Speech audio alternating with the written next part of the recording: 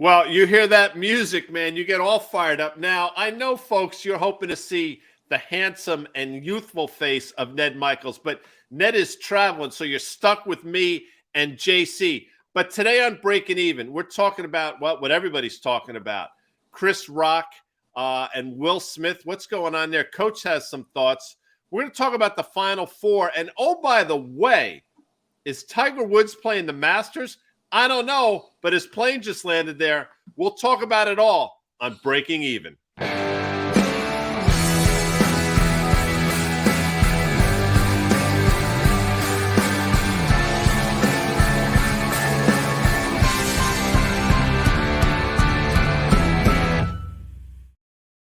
Man, I love that music. JC, how you doing, my man? I got 2 words for you, guy. 2 words. Wally Pip. I don't know why Ned decided to take a week off, but we may never see him again. Wally Pip, of course. Listen, obviously, Wally Pip wasn't feeling good. He got beamed by a pitch. He was a little dizzy. I think it was Miller Huggins. Maybe it was Joe McCarthy inserted Lou Gehrig, and the rest, as they say, is history. By the way, Wally Pip was a decent baseball player. Ned was a decent golfer. What do I know? But listen, everybody's talking about this, Coach, and I think you are uniquely qualified to sort of add your 2 cents. A lot of people thinking this Chris Rock, Will Smith thing was staged, fake. Didn't look fake to me. You would know. That looked like a real, true life slap across the face. And man, this is going to be one of the biggest stories for a really, really long time. And the thing I thought about, first when he walked up there, Chris Rock thought he was going to joke, lean into him, and do something like that. The last time I saw a punch or a slap that bad, Ric Flair was getting into with Eric Bischoff years and years ago, and I was the only one in the room. I'm the only one that saw it, and it was just like horrible. Now, most of my wrestling buddies, because I spent 10 years in the WWE, they instantly took to social media, guy, and they're like, this isn't real, because the slap was so bad. When people that aren't used to fighting fight, it usually looks like that. Now, with that being said, you can't do that. When you've got a wife, guy, who has a show called The Red Table on Facebook Live, and she talks about everything under the sun, including how you cheated on each other in your marriage, and you're going to get upset over a joke like that when Chris Rock didn't know she had that disease? Come on, you got to be better than that. But as far as the punch or slap, it was horrible but real. It looked real to me. And if you just watch it and then you see the aftermath, the back and forth did not seem at all staged. And look, Chris Rock, it's amazing. Listen, I've never been slapped like that. I've never been punched like that. But he seemed to take it pretty well because it looked like he got hit pretty hard. What is sort of the after effects? I mean, I would imagine at a certain point adrenaline takes over. You don't really feel it. But in the day or so after, I mean, are there going to be any ramifications for him, or is it just, he got hit and he walked, everything's going to be cool afterwards? Well, there's going to be some definite drama or trauma, I should say, because we had a lot of people during my time in the WWE. I was always very physical, and I always was in the ring, getting kicked in the face, thrown 2 tables, all that kind of stuff. But when you're not used to it, guy, when you're not used to getting slapped in the face, we're not used to that happening. And the reason I believe he had no idea that it was coming, because he leaned into it. He was laughing with him. And so there's going to be absolute trauma. He's going to have nightmares. When he walks by certain people in rooms, it just happens. This is not just getting slapped and Will walks away. There's going to be serious repercussions for Chris Rock, because now think about this.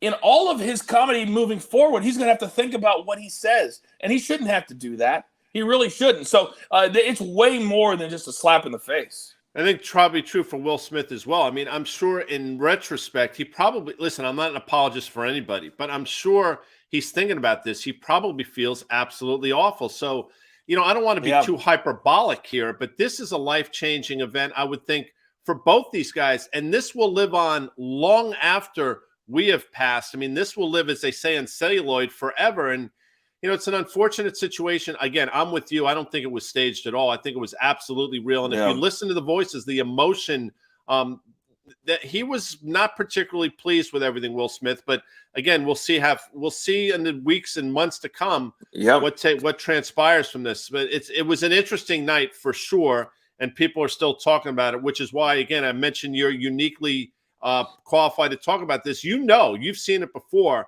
Looked real to me, looked real to you. I'll take it as the verdict is in, as they say, Coach. Yes. It happened.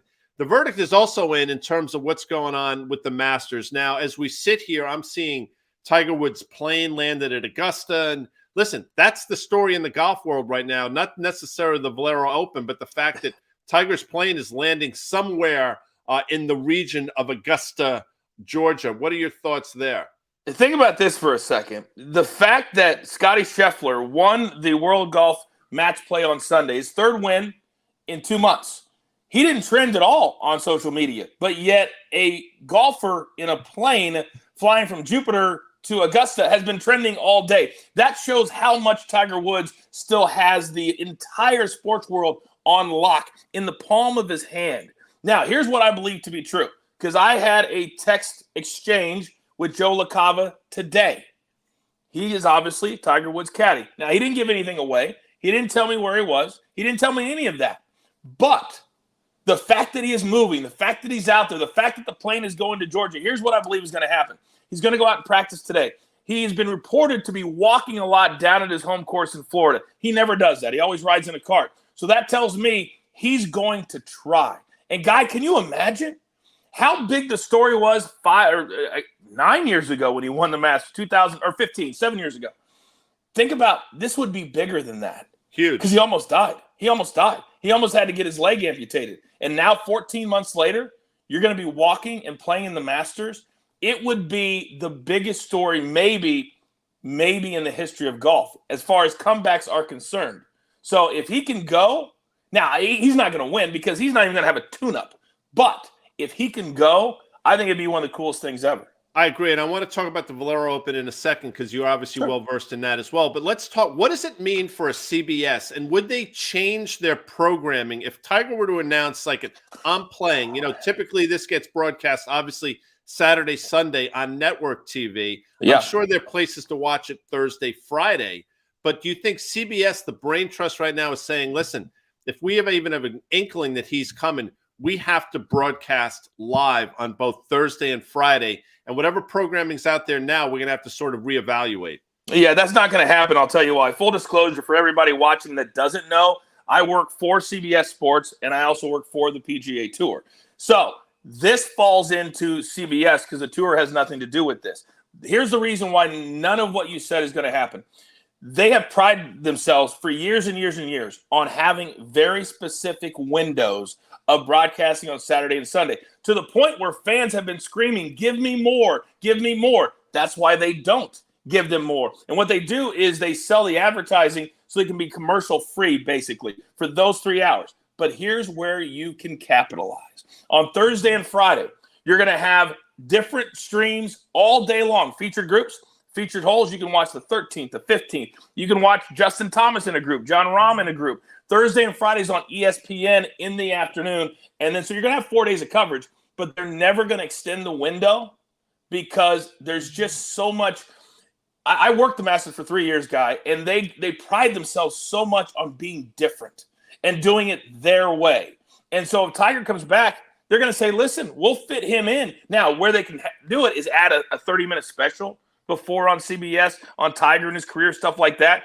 But you're not going to see the Masters change anything just because Tiger's going to be there.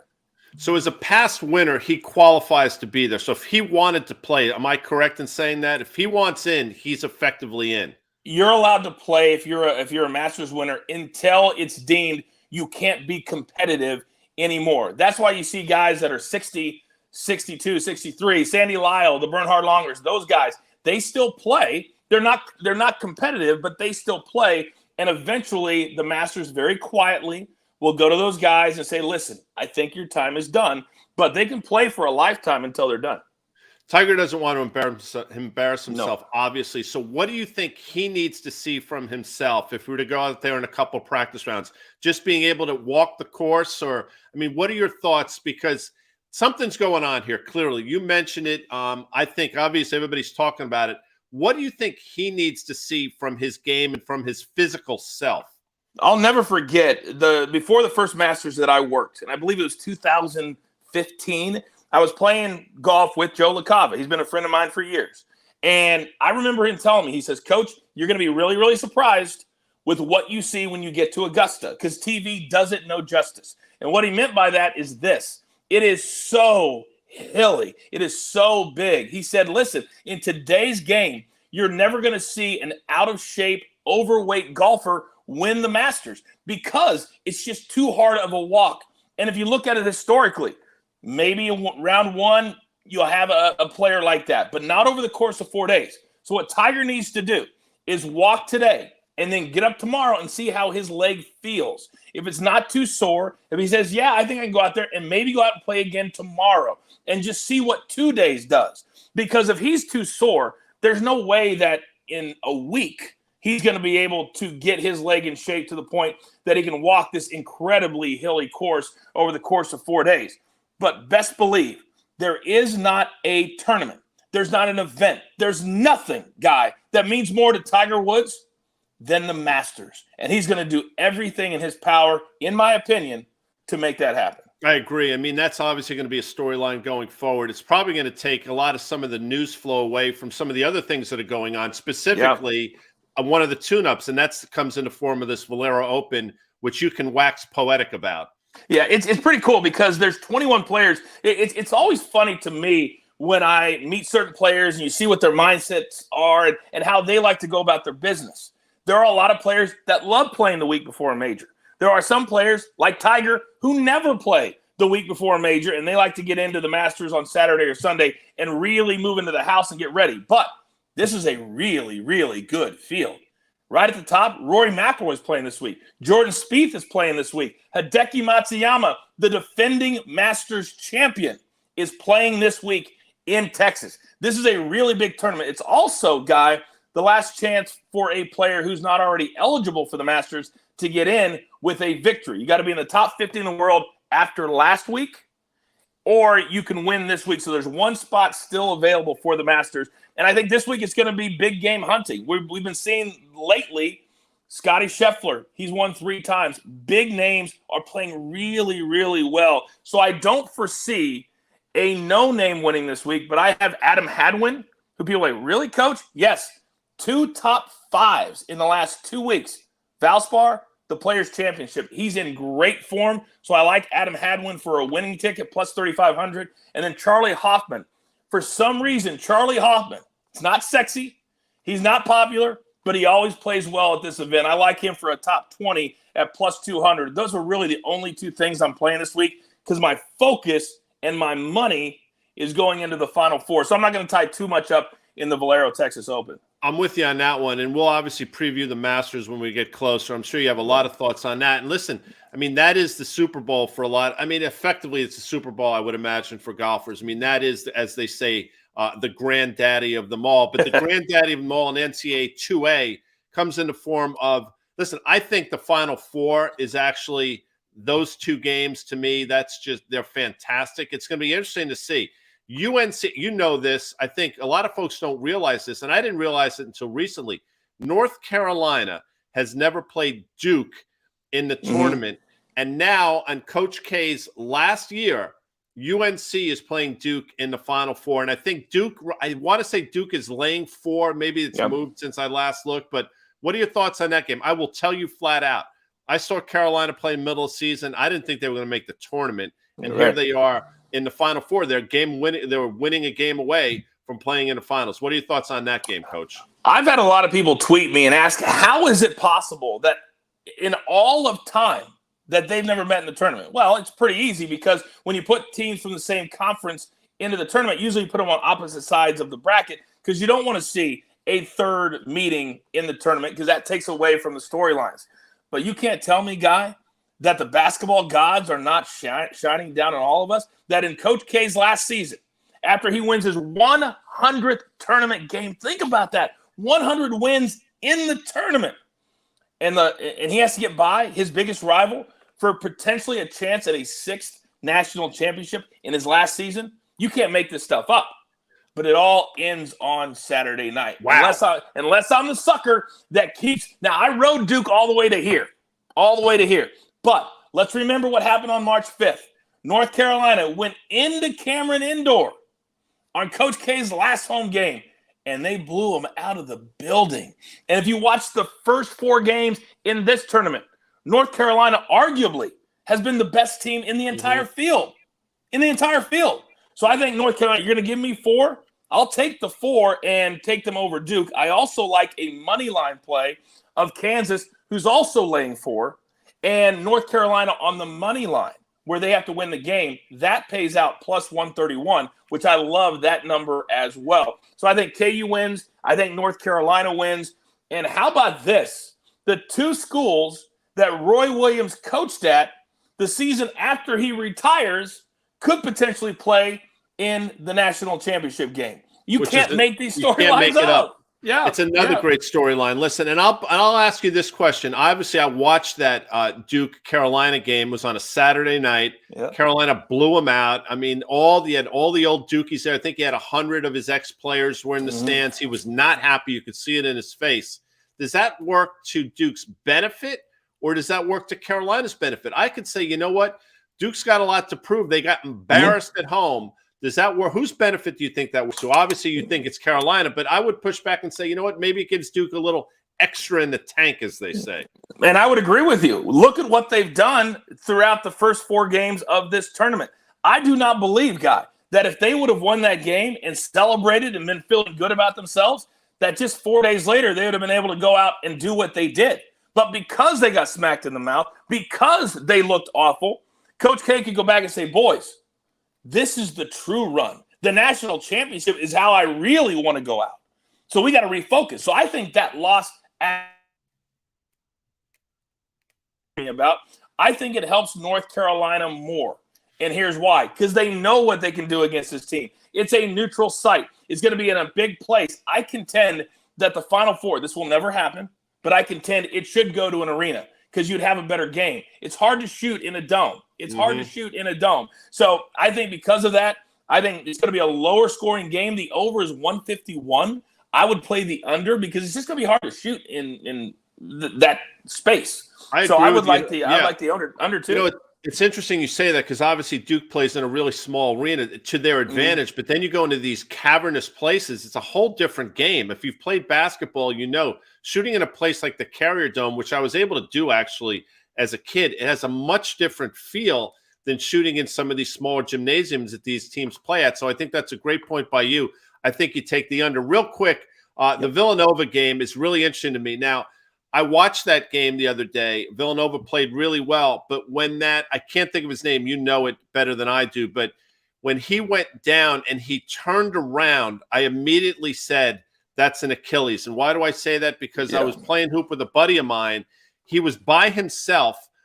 He turned around, yelled, ow, who just kicked me? And he looked behind him. And that was eerily reminiscent for me watching him tear his Achilles to that injury we saw over the weekend. Villanova's a different team without him. What are your thoughts? You obviously like KU, but can Villanova play with these guys?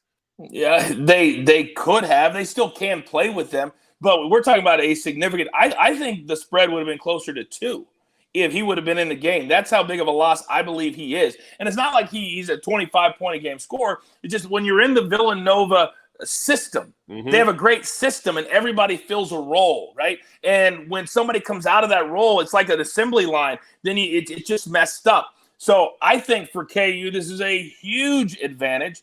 But I like KU. If you just want to bet KU, and again, we don't normally say lay this much juice, but around minus 190, you could bet on KU just to win the game. Because I hate when I say, well, I just want to lay 110, and then they lose by 2 or win by 2. And you're like, man, just lay the extra juice because this is one of those big games. It's one bet. You're not betting 10 other games. It's just one. So I would recommend playing them the money line minus 190 or so. Now, I'm sorry. Go ahead. No, you go ahead. No, I was gonna flip the script on you. I was gonna say real quick. No, what I was gonna say was, it's amazing. Kansas came into this tournament as a number 1 seed that nobody's been talking about almost the entire tournament. They are flying under the radar screen. You always see schools like that in these tournaments where all of a sudden, seemingly out of nowhere, you say, wait a second, how did I miss Kansas? And I think that's what we're talking about this year. Anyway, go ahead, Coach. Yeah, no, so I was going to flip it on you. First and foremost, I want to know who you like in the Final Four. Then I've got a couple of I've been doing my research because with Ned gone this week, I knew I had to come prepared. But I want to know who you like in the Final Four first. Well, I'm hard pressed to believe Duke got there because I saw some of these Duke games this year, and I'm like, man, that's just not a Duke team. I do like Carolina. Again, I think they're playing great basketball at the right time. And I will say this: I think Hubert Davis is going to wind up being one of the better coaches over the next 5 to 10 years. He seems to be pushing all the right buttons. And listen, I'm a Big East guy. I have an utmost respect for Villanova and what they've done, but I think Kansas is just too good. Kansas is a really strong basketball team. So I'm with you on both. I think Carolina outright. I think Kansas covers. And I think we have a Kansas-Carolina final game on that. What is it? Monday night, I guess. Yeah, it's funny that you should say that because Hubert Davis, middle of the season when they're playing like crap, basically went into his team and says, guys, I was thinking about hiring a shooting coach because we're shooting like crap in threes and like their eyes got really big. He said, but we decided to bring in the 2 guys who have the highest shooting percentage in the history of North Carolina basketball to be your shooting coaches. And they looked around, and it was him and his assistant coach. Hubert Davis is the greatest shooter in the history of North Carolina basketball. And his players didn't even know it. Now, that also brings me to my next question. Speaking of not even knowing it, as I'm looking at the markets last week, and you will not hear me say OIH1. Oh, wait, I just did. You just said it. No OIH in it. No, not this week. Not this week. But as I read the headlines, guy, you would think that the world is coming to an end. Yet when I look at the markets, it seems like they're doing this. Explain, please. Coach, you're spot on. I mean, read the headlines, you watch the news. It seems like the world is effectively coming to an end, whether it's 25 million person city in China being shut down. Obviously, what's going on between Russia and Ukraine, the news is dominated by bad news, and all should be negative for the market. But yet here the market is seemingly going up every day over the last week and a half. What I say all the time, and you know this from gambling, sometimes you think you have all the information and you are locked in. And in sports, the gambling has a way of humbling you. And in the markets, the market has a way of humbling you. And in my case, sometimes humiliating me. But here we are. Now, people will say the market is forward-looking. In other words, it's not taking into consideration what happened or what is happening. It's looking forward. But I'm not sure what the market's looking at right now because personally, I see a slowdown in the back half of this year for a myriad of different reasons. I'm sure you have a question about gas and those types of things. Mm-hmm. And I just don't think earnings are going to be as robust in order to have the market at levels where it is. So the market sees something that I don't. I think we're going to get sort of toppy here. And my sense is when we come back next week, the market's lower. Now, I will say this. Last time we did breaking even, Ned asked me the similar question. I said the market, next time we shoot this, will be down 3 to 5%. That's obviously not playing out. But I'll stand but firm, as they say, in my stance. And I'll say, the market's seeing something that I don't see. And I'll say this. I think the market's sort of whistling past the graveyard, Coach. Now, when I think about you, and we've gotten to know each other pretty well the last couple of months, I think of a guy who's hip. Cool. Do you know who Ice-T is? Do you know who Indiana Pacers shirt? I see that. That's hip. And yeah, I know. I absolutely know. He's a badass. He's a badass. He's probably a buddy of yours. I mean, he's done everything under the sun. And those NCIS shows with him are fantastic. Fantastic. Now, here's the deal. Well, he tweeted the other day, and it was hilarious. He says, I was filling up with gas, and I got robbed. He was like, called the police. They came. They said, did you see who did it? He said, yes, I did. The pump.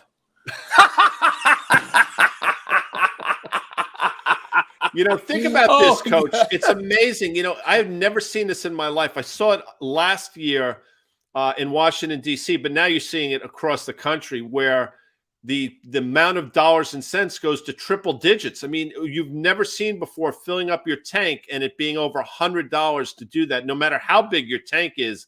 I mean, that was something I didn't think we'd ever see, and here we are. So the question is, we're seeing peak gas prices or they can continue to sort of grind higher. Bad news is, prices go up really quickly. They come down a lot slower. So I think these prices are going to be stubborn for a while. And as we sit here getting into April, we're about to hit sort of peak driving season, which is only going to demand's going to continue to go up, which means prices are going to stay very stubbornly high. So that's a huge headwind for the consumer without question. I mean, if you think about how much you're spending in the pump, by definition, that's going to be less money to be able to spend at Starbucks or McDonald's, going to the movies, whatever it is. That really creates a problem. So I don't want to say the consumer's strapped, but that discretionary money they have to spend, a lot of it's going to gas prices right now, Coach. And I don't think that's going to change anytime soon. Yeah, and it all starts to add up. And a family of 4 or 5. I went to the movies the other day. I spent $90, and that sung a little bit, just popcorn and movies. But I would be remiss in not doing my job, and we'll get to Hey You Guy in a second. But I also read another story this week that Russia is now requiring, because we got to have our obligatory war question, they're requiring other countries to pay them in Russian money. Is that correct? What's interesting, they tried to stem the tide. The Russian ruble got just crushed. I mean, in terms of valuation, it went down by 60, 70%. And I think they were trying to stem that tide in terms of, all right, you want to play that game? This is how we're going to combat it. And it did stem the tide for a while, but there's so much gamesmanship going on. You obviously heard some of the comments from President Biden. I mean, I'm paraphrasing to a point, but in some ways, if you listen to what he said, he was calling for Putin to basically either step down or be taken out and pushed to the side. I mean, when you're calling for regime change, that's sort of upping the ante, number one. And although tensions have seemed to abate for now, I just think we're sort of in that eye of the storm. So, you know, we play a game, they push back. It's sort of game theory, unfortunately, on a global scale. And instead of a game theory, this is now sort of war game theory, Coach. Yeah, well, we will continue to watch this every single week here on Breaking Even and bring you the best information possible across the world of sports and finance. But the show is not over until we get to our award-winning segment called Hey You Guy! Hey You Guy! I'm sorry you had to look at my prom picture. that is disturbing. Where did that come from? I mean, I might want to ask for a redo on the picture. So, Coach, you're a fan. Obviously, you're a sports fan. I'm a sports fan. And when we were growing up, I graduated from college in 1986. Basically, if you went to the University of North Carolina, or if you played football at USC or Notre Dame, you committed as a freshman and you stayed there all 4 years. That was sort of de rigueur, as they say. And you know, then you had this sort of one and done thing in college basketball where guys came in, played for a year. I mean, I think made famous by Carmelo Anthony at Syracuse. But something new has happened over the last couple of years. But really, over the last few months, I never really even heard of this. And I'm curious as to your thoughts. What the hell is going on with this transfer portal? It's like Star Trek. Thousands of guys now are in this transfer portal where they decide, you know what? I don't want to be at LSU anymore. I want to go to Georgia. I don't want to be at Georgia anymore. I want to play quarterback at University of Texas. It's maddening to me, and I think it's really changing the landscape. And I will tell you, this is effectively free agency for college athletes, Coach. Well, that's exactly what it is. You got to remember, the NCAA got bullied a couple of years ago into all the changes, allowing players to get paid for their likeness. Nil deals is what they're called. Basically, just giving a player money, does a commercial. That's what it is. That was never allowed before. The problem with this portal is the reason they had to do it is because before you had to sit out for a full year. And players, really good players, like, you know what, I'm going to go to the league or I'm going to go to the NBA, whatever it is, and they bypass because they do not want to sit out a full year. So now they said, what do we do? Well, they have the portal where a player can go into the portal and basically go wherever they want to go. They can also pull themselves out of the portal if they decide to do that. But college athletics, Guy, we know it's big business. It's pros and kids that are going to school. So essentially, that's what it's turned into. But that's the way it's been all along, just under the table. Now it's above the table. It's crazy. And listen, again, I mean, I don't want to be the old dude, get off my lawn stuff, but in my opinion, it's really ruining college sports. But listen, I said we're going to be 30 minutes, Coach. I want to be a man of my word because we're 30 minutes into this thing. Boom. He is Jonathan Coachman. He is the coach. He breaks down stuff better than anybody. Check him out on Twitter. I'm the old dude, Guy Adami, with the mohawk, but I'm rocking it. Ned will be back next week for Breaking Even. Have a great day. Coach, thank you. Ned, whatever you're doing, hope you're having fun. See you next week.